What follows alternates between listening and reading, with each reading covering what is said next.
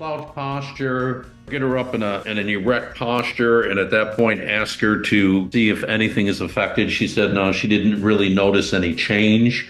Now, as I'm sure most of your people would also do, you've got to recognize that because you're not sure here or you're investigating, is this a spinal issue or is it just a isolated shoulder issue? You've got to get baselines in both areas.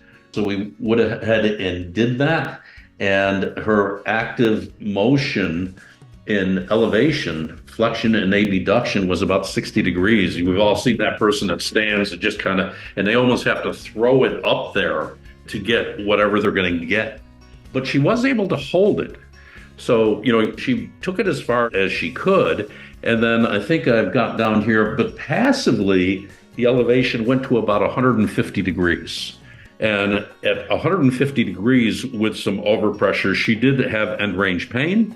And I've got to believe that, if you haven't lifted your arm for whatever reason above 60 degrees for 3 years, it's certainly possible you could also have a underlying dysfunction, limiting her at end range. But I could take her to that 150, push on it. There was the pain, come down, pain gone, so produce not worse.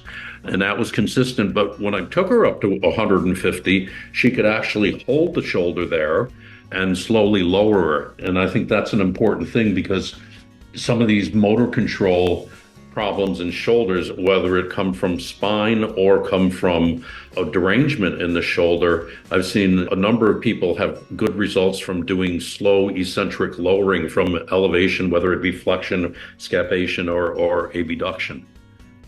It also tells you. Month after month, new guest experts sharing actual patient cases and subscribers sharing their own challenging and interesting cases. Check out Case Conversations at mechanicalcareforum.com.